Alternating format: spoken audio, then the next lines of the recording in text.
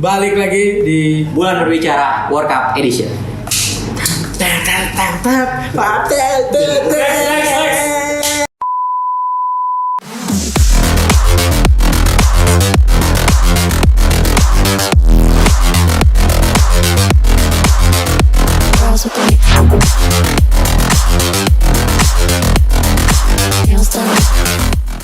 Selamat datang kembali lagi bersama gue Muhammad Nafil sebagai pemandu acara di podcast kali ini bersama dua teman gue, Bung Andiri dan juga Bung Ica. Lu ngapain ya? Sama aja ngeliatin dia. Bicara apa kabar Bung? Bungs. Baik, alhamdulillah cukup baik. Masih aman ya? Masih aman. Pada saat kita. Ini terasa cepat sekali ya kayak gini ya. Oh iya benar sih. Sampai Oke. Oke aja. Babak di sini tuh di mana, Chan? Babak 8 besar. Babak 8 besar. Jadi kita tag hari Jumat tanggal 9. Tepat sebelum pertandingan Brazil dan Kroasia. Jadi hari ini kita bakal ngebahas soal recap dari pertandingan 16 besar dan juga tentang hal-hal menarik apa aja yang terjadi di babak 16 besar kemarin. Tapi sebelumnya silakan Bung Ican recap. Ya jadi Kenapa dia nyengir ya? Dia juga jadi lagi bengong. besar diawali dengan Belanda sama Amerika Serikat ya. Amerika Serikat. Untung dia ingat. Terus Jadi dengan skor 3-1 dan ya emang Belanda di game itu Amerika sebenarnya lebih aktif sih megang bola dan lain-lain. Cuman Belanda kan nggak boleh megang bola kan? Bisa serius nggak? Bisa serius nggak? Ican? artinya mendribble bola. Mengkontrol pertandingan. Kontrol Jadi bolanya. salah satu yang sangat sayangkan cuman ya udah Belanda lebih klinikal. Lebih efektif ya. Yap. Lalu di game kedua ada Argentina melawan Australia. Wah itu nggak usah ditanya, nggak usah. Itu hampir loh, kan Martinez nge-save terakhir tuh. Iya Iya sih. Jadi sebenarnya Argen tuh nggak jago yang Orang bayangkan. Nggak sih di FIFA. masih bisa. Enggak Diva juga ngomong gitu. Oh nggak jago juga ya. Oh iya, skornya juga 2-1 ya? 2-1. 2-1. Hampir kebobolan, cuma Emi Martinez lagi-lagi menamatkan Argentina dari kekalahan. Dari seri ya? Abis itu kita ke Inggris melawan Senegal. Ya 3-0 Inggris. Pertandingan the best sih sejauh ini di Piala Dunia. Inggris menunjukkan tahan-tahannya dengan karena startingnya Foden sama Saka itu harus main. Oh iya. Karena Sterling cedera deh. Bukan, dia ada urusan. Dia ada urusan ya. Private reason. Enggak, udah ketahuan kan? Iya. Dia ini rumahnya. Oh iya. Jadi Tapi sekarang udah balik lagi. Jadi buat perampoknya tolong ya. Jangan gitu lagi lah. Aku lagi main bola nih di Qatar nih masalah nih. Disuruh PP lo, Qatar. Jauh. Qatar Inggris disuruh PP lo. Untuk naik motor. Lanjut. apa? Nah, habis itu langsung ke Prancis melawan Polandia.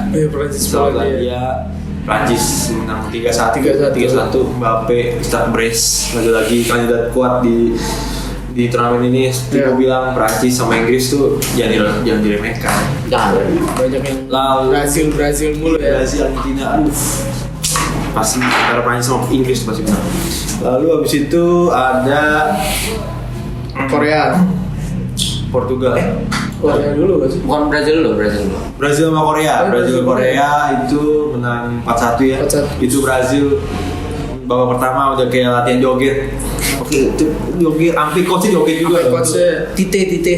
Dan babak 2 ya udah santai aja, nggak usah tambah lagi Brazil mungkin gitu, jadi kesian sama Korea. Ya 4-1. 4-1. Layak. Lalu habis itu ada Kroasia lawan Jepang. Ini drama penalti shootout ya. Pertama di Wimbledon dan penalti Jepang benar buruk sekali. Jadi sebenarnya sayang banget sih dan Jepang karena dia tuh bisa bersaing, cuman kalah itu tipis-tipis kayak Oh iya. 3-2 karena Tapi pas penalti Jepang nggak golin sama sekali apa? golin Sekali ya? sekali. Lebih baik daripada Spanyol ya? Nah itu nanti tuh. Oh iya, kita nanti ya. Habis itu ada Spanyol sama Maroko. Katanya nanti. Nanti kan sekarang. Oh iya. Sekarang jadi Udah. Oke. Spanyol Maroko 0-0 ya. Jadi itu Selama 100 Maroko menit bertahan dan Spanyol emang pemainnya nggak ada yang tajam sih menurut gue. Jadi monoton gak sih mainnya? Oper kebanyakan oper anjir. Kayak jadi ya, emang nggak bisa minta gol. iya. Oke. Jadi 0-0 dan terakhir ada Portugal sama Swiss. Ya. Wah itu dan ini Portugal nggak ada Ronaldo loh. Nggak ada Ronaldo benar. Dan menang 6-1 itu. Dan ini kan pengganti Kesimpulannya apa tuh? Kalau nggak Ronaldo berarti Ini kesimpulannya kalau nggak ada Ronaldo ya nggak starting line up. iya betul, emang dia nggak main dan kebetulan aja nomor 1 gitu ya. Iya. Tapi itu penggantinya Ronaldo tuh yang si Itu kita cetak hat-trick itu. Hat-trick. Gila bro. Jadi dia nggak sekali main, baru pertama kali main enggak. Itu baru pertama kali main ya? di Piala Dunia pertama kali. Starter. Wow. Pernah main cadangan doang. Bentar. Tapi Dia total sekarang udah 4 gol di timnas. Enggak, timnas. Oh, bukan di Piala Dunia. Selama 120 menit kalau nggak salah. Itu ibaratnya Gonzalo Ramos tuh itu harganya to the moon. Kebalikannya sama Boto ya. Iya. Oke. Udah semua ya? Udah. Kalau menurut lu apa Chan pertandingan paling menarik di babak 16 besar ini dan juga pemain yang paling menonjol lah. Paling nonjol pemain Pertandingan dulu. Pertandingan dulu itu berarti sebenarnya nggak ada yang seimbang sih, lebih ke semua itu paling itu juga mengusahakan jatuhnya yang 0-0. Yang mana? Itu Maroko Spanyol. Sama sih gue juga. Paling Brazil sama Korea tuh kenapa Brazil tuh mainnya lepas banget dan indah gitu dilihat kayak pagi gol dari Richarlison tuh yang gol ketiga wah itu gol Tiki Taka yang dengan skill juga tuh yang di assist sama Thiago Silva ya? bukan sama si Casemiro. Neymar. Jadi Richarlison juggling umpan ke Paketa ke Neymar ke mantan. Nah, kalau untuk main siapa yang paling menonjol? Justru ya, sih. Ini Gonzalo Ramos Ya justru ya. Karena hat-trick. Hat-trick saat pertama dan langsung memberi kepercayaan untuk pelatih Portugal menjadi striker. Bukan Bono nih. Juga ya Bono di sini. Iya. Dia selalu Bono ya. Iya karena dia kan trending. Iya. Satu Twitter deh. Cuma gue lebih ke Gonzalo Ramos karena Ramos dan Bono sih emang. Kapan terakhir World Cup ke knockout ada yang hat-trick? Betul. Iya benar juga sih. Ini kan jadi Gonzalo Ramos. Itu Gonzalo Ramos jadi hat-trick. Ya dan dua-duanya sempat trending ya. Tapi kalau ngomongin soal tadi tuh timnas Maroko dan apa itu keajaiban mereka bisa mengalahkan tim Spanyol yang notabene setahun juara juga. Menurut tuh apa sih menarik dari pertandingan itu di luar dari kosong-kosongnya ya? Karena kita bisa tahu mereka benar-benar bermain low block sangat luar biasa. Apa kalau dari Bung Andiri? Si Marokonya apa nih yang menurut lu kayak? Kalau gue lihat ya Marokonya tuh nggak ngerasa panik. Menurut gue ketika dia megang bola dia nggak ngerasa panik, jadi kayak gak geter gitu ya. Udah main bola gitu ya. Lu siapa? Iya, gak lihat lawan. Jadi dia ngelihat lawannya, ya udah, toh juga kayak bisa dikalahkan juga. Makanya gue juga suka banget tuh sama pemain Maroko yang namanya Boufal. Boufal, mantan main Southampton ya. Itu Boufal tuh. Noval dong. Noval. Shit bro. Itu siapa sih anjing gue nggak kenal. Itu temen lu kali. Main Maroko, Boufal. Boufal. Dia dan gue bingung ya kenapa Llorente tuh ditaruh di posisi itu. Karena dia emang multi position dan nggak, dia emang di Spanyol tuh di BK di Spanyol karena RB-nya juga mungkin saingannya. Dan ada Aspilicueta sama Carvajal. Gue yang kaget tuh Carvajal nggak main karena Carvajal tuh menurut gue the best RB di Spanyol. Di Spanyol. Oke. Spanyol. Oke, langsung aja. Dan selain Bono ada juga satu pemain yang menarik ya perhatian ya. Siapa tuh? Main gelandang bertahannya. Oh iya. Yang sekarang udah dirumorin katanya mau dibeli sama Liverpool langsung. Siapa namanya? Guski? Alah. Sofian Amrabat. Luar biasa, passionate banget setiap dia nekel diteriak-teriak udah kayak apa sih? Tapi tetap luar passion. Berarti itu adanya Nurdin Amrabat ya? Kan namanya sama gitu dan mirip-mirip juga.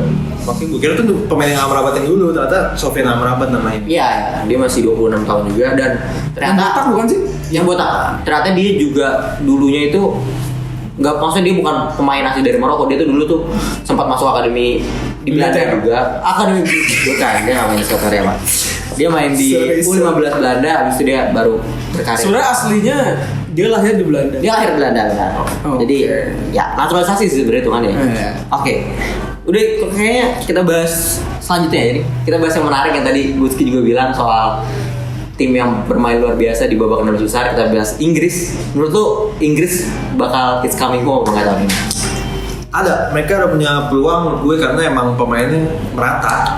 Kedalaman squad itu benar-benar bagus dan jadi dia nggak apa ya namanya setiap match tuh menurut gue 50-50 dia sekarang nggak kayak Prancis fix menang nggak 50-50 tergantung apa taktik si Gareth Southgate juga. Apakah bisa apa namanya mengalahkan Prancis juga. Kalau bisa ngalahin Prancis menurut gue peluangnya gede banget sih. Tapi kalau secara teknis dikit menurut lu taktiknya Inggris bisa work nggak lawan Prancis? Boleh. Kalau teknik tuh udah bagus menurut pemain tuh teknik santai bagus, cuma taktiknya emang agak boring sih sebenarnya. Agak lain. Itu kritik para fans ke Southgate tuh karena taktik itu. Mereka juga pakai 2 back yang sama ya selama Maguire Stones. Iya, Maguire Stones. Apalagi tapi sebenarnya udah agak sembuhan dikit sih Southgate. Dulu kan batu pakai 3 back. Iya. Sempet ini ikut kemarin 2021 ini ikut pas pandemi ikut training kepelatihan juga kan. Jadi dia nambahin baru. Kalau menurut lu gimana, Det? Ada nggak harapan it's coming home? Menurut gue malah nggak ada. Menurut malah nggak ada. Malah nggak ada. Kenapa itu? Karena gue mikirnya ya abis ini kan mereka lawan Prancis kan. Abis ini lawan Prancis. Menurut gue entah kenapa gue suka banget ngeliat cara mainnya Prancis ya. Taktiknya juga bagus. Terus apalagi kita lihat kemarin Mbappe brace kan. Terus dia juga posisi golnya juga apa ke tiang dekat ngerti kan? Ya. Itu ya. Iya, jadi ke tiang jauh. Iya itu. Oh iya, tiang dekat sama tiang jauh ya? Iya. Jadi emang menurut gue Mbappe jadi salah satu PR buat si 2 back itu ya. Iya, sama si Southgate juga. Tapi ada berita yang bilang kalau misalnya dari 2020 ini beneran serius. Dari 2020 tuh Inggris udah ngebuat strategi yang namanya anti Mbappe. Jadi itu gimana? Jadi katanya sih mereka buat strategi gimana cara ngantin Mbappe dari 2020 dan mungkin dari selesai Euro mereka ngeliat Mbappe mainnya bagus, langsung mereka buat strategi khusus untuk menghentikan Mbappe yang gimana kemungkinan akan dipakai oleh Southgate di awal besar nanti. Tapi belum ada yang tahu. Kalau udah ada yang tahu itu namanya. Nggak, maksudnya lu sendiri tahu nggak apa taktik khusus? Nggak. Yang tahu cuman Maguire, Stones. Walker. Nggak. Makanya Maguire, Stones tuh nggak dipakai. Karena yang nggak tahu. Nggak, soalnya nggak ada yang dengerin deh. Iya, makanya kan Tomori nggak dipanggil itu. Karena mereka nggak tahu udah 2 tahun. Selama 2 tahun terakhir Southgate, Stones sama Maguire selalu standby itu di menjaga. Tapi menurut lu ketika pas lawan Prancis nih, bek kanan siapa? Tetap Walker buat kejar-kejaran pasti itu. Karena gue juga mikirnya gitu. Iya, siapa kalau Trippier itu sih udah pasti jadi telur gulung ya. Dipanggil. Maksudnya dia dipanggil World Cup tapi pas line up dia nggak dipanggil gitu. Benar. Dia dipanggil substitution. TAA gitu. Iya. Tapi kayaknya kalau TAA main kayaknya emang benar-benar Southgate harus dipecat sih. Tapi mungkin nggak tahu ya, coba tahu dia. Kan dia punya apa namanya taktik sendiri kan. Taktik sendiri. Nah, tapi lucu namanya anti Mbappe, dia kayak nyamuk aja. Anti nyamuk.